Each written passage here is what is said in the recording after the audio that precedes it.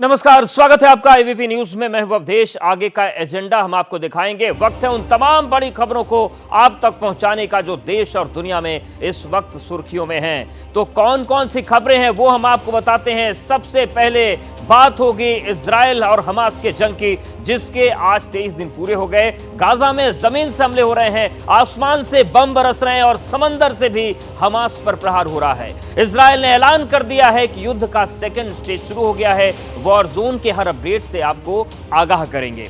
बात पड़ोसी देश बांग्लादेश में हुए बवाल की भी हम करेंगे, जहां राजधानी ढाका में हिंसा भड़क गई, 200 से ज्यादा लोग घायल हुए हैं। लेकिन ये बवाल क्यों हुआ, ताजा हालात क्या है और आगे क्या होने के आसार हैं, ये भी आपको विस्तार से बताएंगे।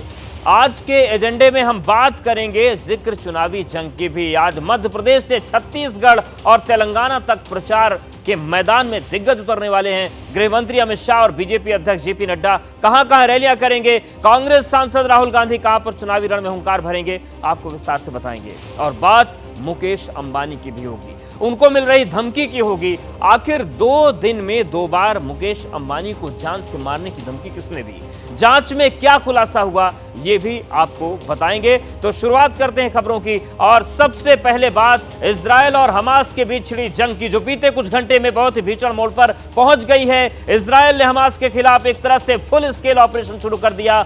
जमीन हो, आसमान हो या फिर समंदर, हर जगह से हमास के ठिकानों पर बेहिसाब बारूद बरस रही है। आज इजराइल और हमास के बीच युद्ध का 23वां दिन है। हमास के हमले से लहूलुहान होने के बाद इंतकाम की आग में झुलस रहा इजराइल हर दिन हमास के आतंकवादियों और ठिकानों को नष्ट नाबूद कर रहा है।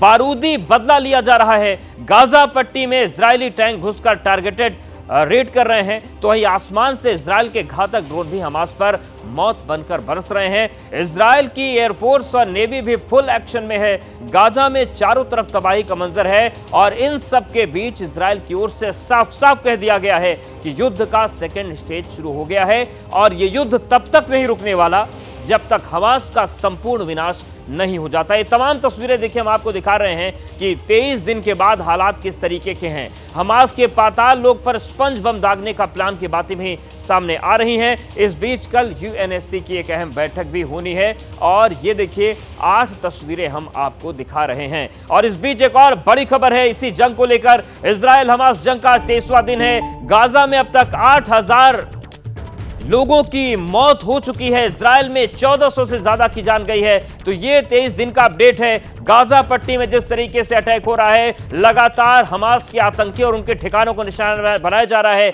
इसमें अब तक 8000 लोगों की मौत हुई है। वहीं इजराइल की बात करें, इजराइल पर जो हमास की तरफ से अटैक हो रहे हैं, रॉकेट दागे जा रहे हैं, उनमें इजराइल के 1400 से ज्यादा लोगों की जान जा चुकी है। यानी कि दोनों तरफ की अगर हम बात करें तो ये आंकड़ा अब 10,000 के पास पहुंच गया है लगभग। तो 23 दिन हो चुके हैं, 23वां दिन आज चल रहा है। गाजा में लगातार एयर स्ट्राइक जारी है इजराइल की तरफ से। 8000 लोगों की मौत इजराइल गाजा में हुई है, 1400 लोगों की जान इजराइल में गई है। इजराइल और हमास के बाद चलिए अब बात करते हैं अपने पड़ोसी मुल्क बांग्लादेश की, जहां पर बवाल मचा हुआ है। जहां 2 महीने बाद आम चुनाव हो सकते हैं, लेकिन चुनाव से पहले बांग्लादेश की राजधानी में भारी बवाल मचा हुआ है। बांग्लादेश की राजधानी ढाका में पीएम शेख हसीना के इस्तीफे की मांग को लेकर हंगामा चल रहा है। ढाका में विपक्ष की महारैली में हिंसा भड़कने से 200 लोग बुरी तरीके से घायल हुए हैं। एक पुलिस वाले की जान गई है और 39 लोग बुरी तरीके से जख्मी बताए जा रहे हैं। माना जा रहा है कि अब बांग्लादेश के अंदरूनी हालात भी बिगड़ सकते हैं और जब पड़ोसी मुल्क में इस तरीके के हालात हों तो फिर चिंताएं बढ़ती हैं, क्योंकि जिस तरीके से स्थितियां बन रही है, 2 महीने के बाद बांग्लादेश में चुनाव हो सकते हैं, लेकिन वहां पर जो स्थितियां अभी बनी है उसमें यह अंदेशा है कि हालात वहां पर और बिगड़ सकते हैं। हमारे साथ हमारे foreign affairs editor Ashish Kumar Singh जुड़ गए हैं। आशीष, जिस तरीके की स्थिति बांग्लादेश में बनी हुई है, मौजूदा हालात जो बने हैं उसके पीछे कारण क्या है और इससे भारत को चिंतित होने की जरूरत क्यों है? देखिए, हालात तो ये है कि 15 साल से शेख हसीना वहाँ पर सरकार में हैं।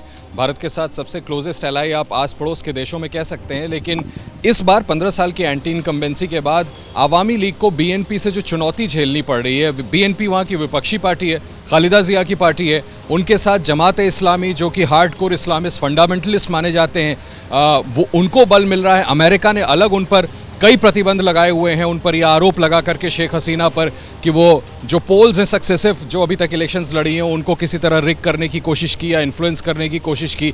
इस बार भारत की चिंता यह है कि अगर किसी कारणवश शेख हसीना सरकार में नहीं आती हैं और ऑपोजिशन जिसका मैंने आपको जिक्र किया वो सत्ता पे काबिज होने में कामयाब होती है, तो चाइना का बड़ा इनरोड है, चाइना का इन पार्टियों पर इन्फ्लुएंस है। देयर बाई जैसे मैंने आपको कहा हार्डकोर फंडामेंटलिस्ट जमात इस्लामी, उसका पाकिस्तान से कनेक्शन है, सभी लोगों को मालूम है। तो भारत के लिए स्थिति बड़ी वॉलेटाइल हो जाएगी। भारत का अपना बांग्लादेश के साथ संबंध तो बिगड़ेगा ही निश्चित तौर पर, जो एरिया है इस आसपास के जो क्षेत्रीय इलाके हैं उसमें चाइना का इन्फ्लुएंस और बढ़ता जाएगा। तो हर लिहाज से भारत बहुत पैनी नजर बनाया हुआ है और निश्चित तौर पर भारत के लिए एक बड़ा कंसर्न का इशू। बिल्कुल, और चीन इस ताक में हमेशा रहता है कि कुछ वो ऐसा कर पाए कि भारत के लिए मुश्किलें बढ़े। बहुत धन्यवाद आपका आशीष हमारे साथ जुड़ने के लिए। और अब बात करते हैं देश की सियासत की। आज सियासी रविवार है और चुनावी राज्यों में आज एक से बढ़कर एक दिग्गज प्रचार युद्ध में कूदने वाले हैं।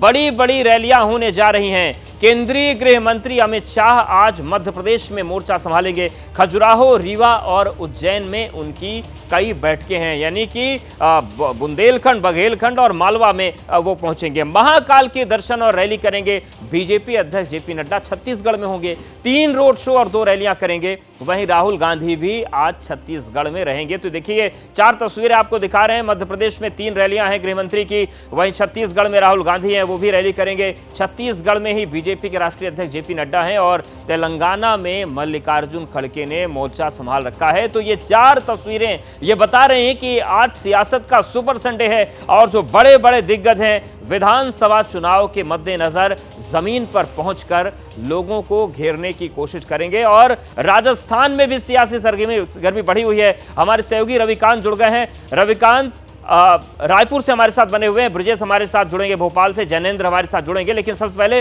रविकांत आपके पास आ रहे हैं। छत्तीसगढ़ में आज सियासत का क्या माहौल बना है, क्योंकि 2 बड़े दिग्गज वहां पर मौजूद हैं?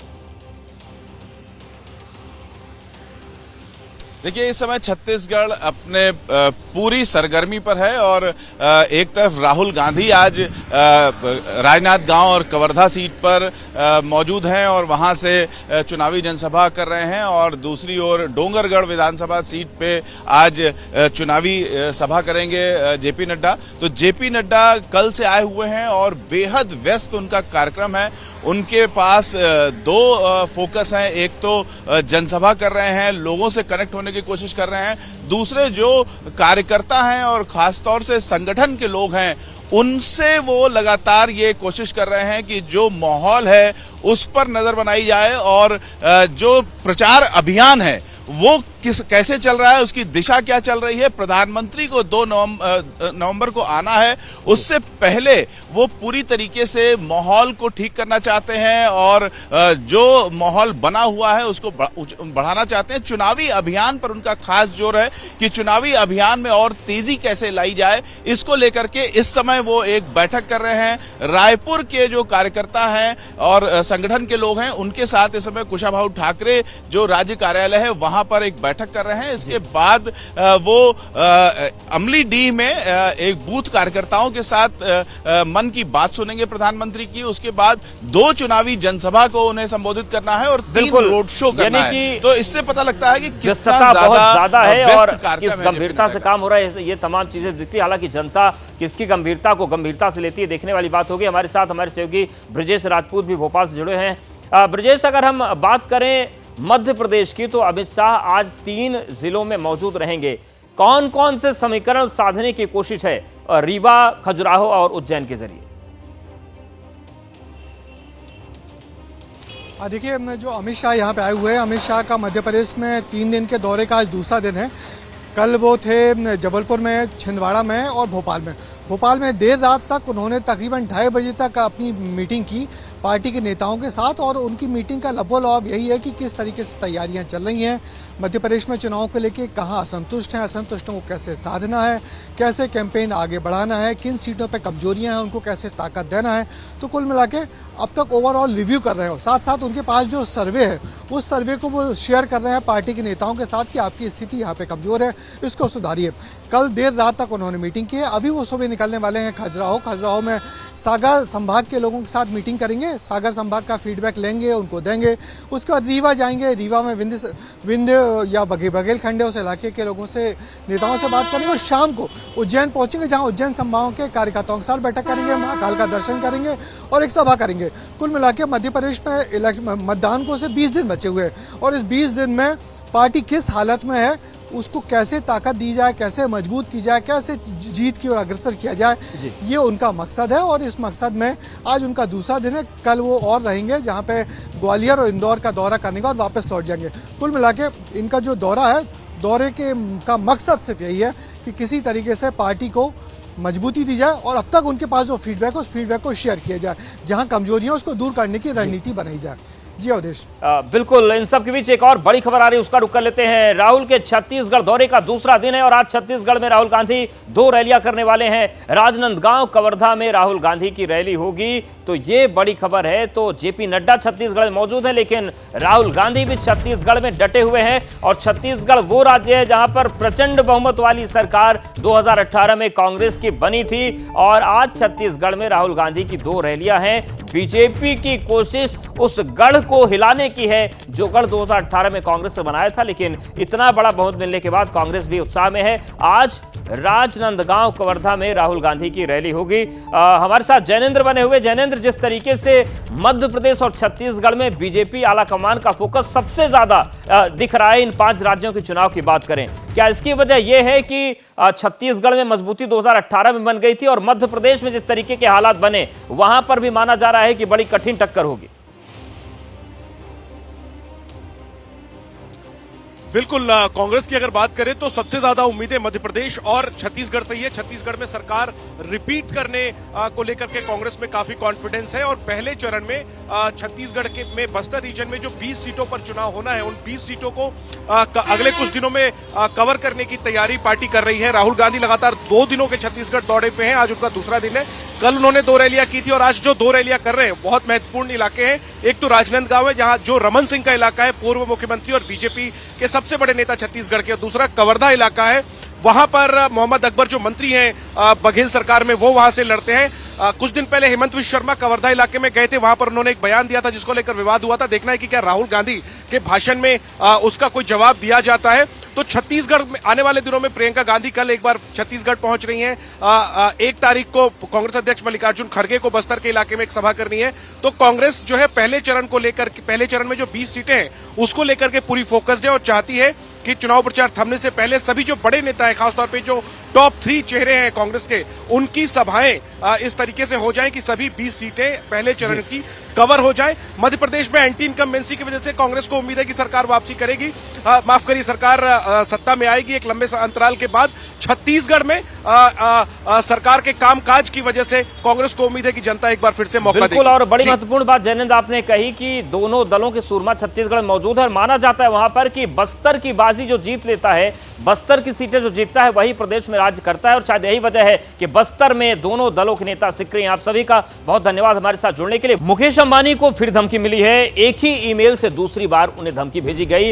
अब 20 की जगह 200 करोड़ रुपए की मांग की गई है। पहले मेल में 20 करोड़ की मांग की गई थी और अब 200 करोड़ रुपए उनसे मांगा गया है। तो धमकी उन्हें मिल रही है और 2 बार उन्हें धमकी मिल चुकी है। सवाल यह है कि आखिर कौन मुकेश अंबानी को बार बार धमकी दे रहा है। तो बड़ी खबर, देश के जाने माने उद्योगपति मुकेश अंबानी को एक बार फिर से धमकी मिली है। एक ही ईमेल के 2 बार उनको यह धमकी दी गई है। हमारे सहयोगी कृष्णा ठाकुर जुड़ गए हैं। कृष्णा, क्या जानकारी मिल रही है इन धमकियों के बारे में और क्या एक्शन इस वक्त पुलिस इस पूरे मामले में ले रही है? देखिए अवधेश, बीते 3 दिनों में देश के सबसे बड़े उद्योगपति मुकेश अंबानी को धमकी दी जा चुकी है। 2 बार धमकी दी जा चुकी है और धमकी जो है उनके ईमेल आईडी पर दी गई है। पहले 27 अक्टूबर के दिन उनको धमकी दी गई जिसमें यह कहा गया कि 20 करोड़ रुपए उन्हें देने हैं, नहीं तो उन्हें जान से मार दिया जाएगा।